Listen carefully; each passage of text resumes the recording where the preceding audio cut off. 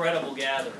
I got to say, the energy and enthusiasm out there is electric, and I think it bodes well for the energy and enthusiasm of the people of Iowa to help turn our country around.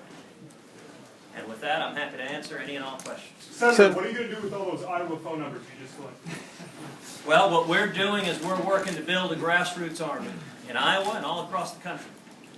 Because the only way we're going to turn this country around, it's not going to come from Washington.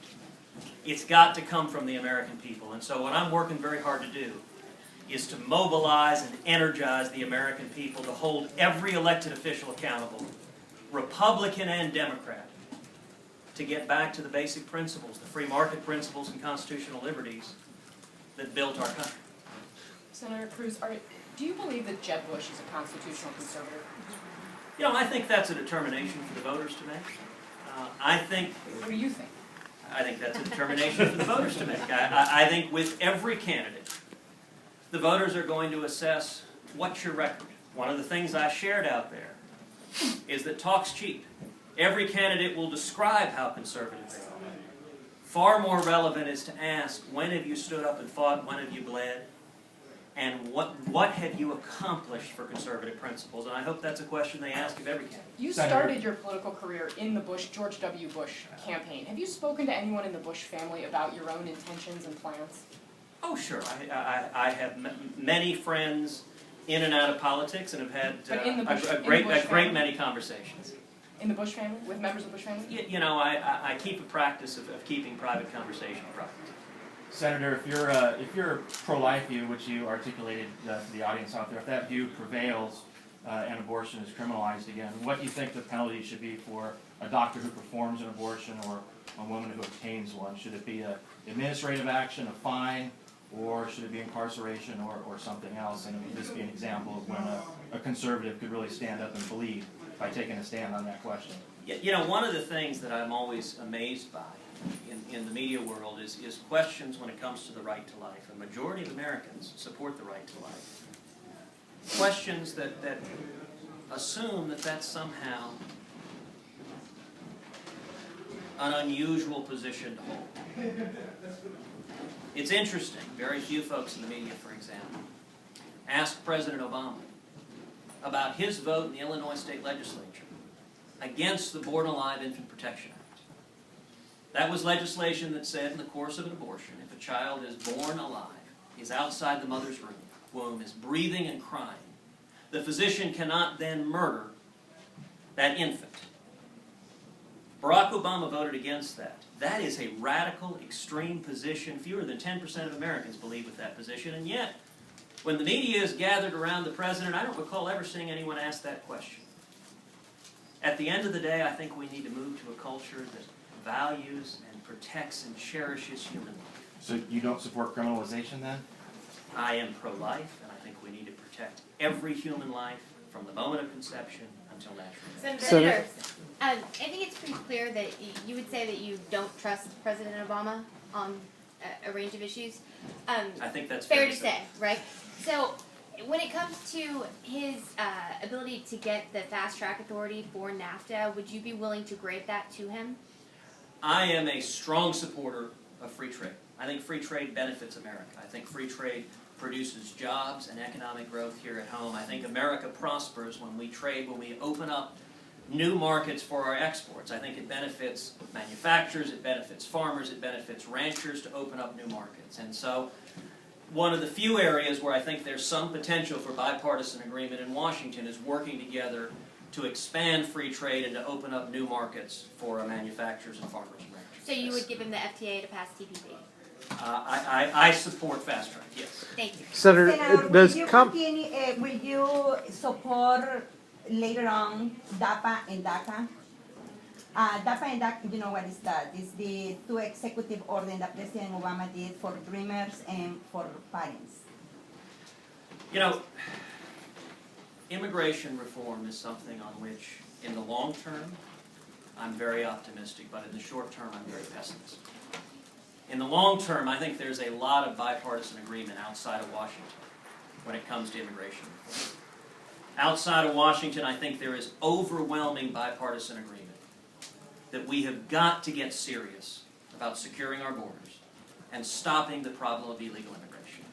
And I think there is also substantial bipartisan agreement outside of Washington that we need to improve and streamline legal immigration.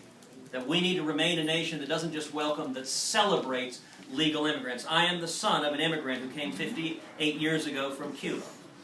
There is no stronger advocate of legal immigration in the U.S. Senate than I am. One of the most unfortunate consequences of President Obama's approach to immigration is he has not sought to solve the problem. He has not sought to bring people together and fix the problem. The way you craft legislation, common sense immigration legislation that would go through Congress, is you focus on areas of bipartisan agreement. That's how you craft legislation. What he's done instead is focused on the most divisive, partisan elements of the debate, and I believe he's done so for political reasons, that he thinks it gives him a political advantage. Now, when it comes to the President's most recent amnesty order, this order was blatantly unconstitutional. The President stood up and said he intends to disregard federal immigration law, unilaterally change it to grant amnesty for some 5 million people who are here illegally. That is wrong, and it undermines the rule of law. If the President can pick and choose which laws to follow, you know, the week following it, President Obama did an interview with a TV station where he was asked the simple question. He said, the question was, you justified this under, quote, prosecutorial discretion, saying you can choose not to enforce these laws. Under that theory, would that mean that the next president, a Republican, could choose to use prosecutorial discretion not to collect capital gains taxes? Simply to say, we're going to stop collecting those laws. The President had no response for that. I think the way to address immigration reform is through the constitutional system, through reaching compromise, not seeking to use immigration as a political issue to divide us.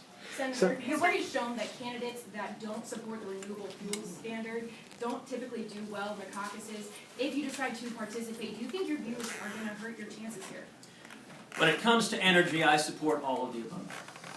I believe we should be developing and exploring and using all of our energy resources. That includes oil, that includes gas, that includes coal, that includes biofuels like ethanol, that includes solar and wind and nuclear. And I don't think the federal government should be picking winners and losers. I don't think the federal government should be deciding which lobbyists to favor and which lobbyists not to favor. Instead, the marketplace should be allowed to operate. And I'll tell you, biofuel, even without a federal mandate, will remain an important part of the energy market. The demand is there, and we don't need to have the federal government mandating it. It rather should be in a fair and open marketplace. Do you think that's going to hurt your chances, though? You know, I think that's a decision for the voters to make. I'll tell you this. I do think voters are looking for someone who will tell them the truth and who will do what they say they will do. It's very easy for a candidate to go to one state or another and to tell the voters there exactly what they want to hear. And one of the reasons so many voters distrust politicians is they know talk's cheap, that sometimes politicians say one thing to one group and the opposite to the other group. What I've tried to do in my time in the Senate is, number one, tell the truth, and number two, do what I said I would do. And I hope that has demonstrated to 27 million Texans, both those who voted for me and even those that didn't, that I'll follow through and defend and stand by the principles I campaigned on, and I think that's what a lot of voters want. Last question. Can Mitt Romney win the nomination, and where do your own deliberations stand on the subject? You know, look, the question of who can win the nomination, we got a long time for that to play out. That's going to be up to the caucus goers here in Iowa, to primary voters in New Hampshire and South Carolina, and all across the country. I think we're going to have a national debate over the next year, year and a half, over what direction the Republican Party should go and what direction the country should go. I, for one, very much agree with President Reagan, who said the way we win is to paint in bold colors and not pale pastels. That's the path to victory. I think where we are today is very much like the late 1970s. I think the parallels between Barack Obama and Jimmy Carter are uncanny. Same failed economic policy, same misery, stagnation, and malaise, same feckless and naive foreign policy.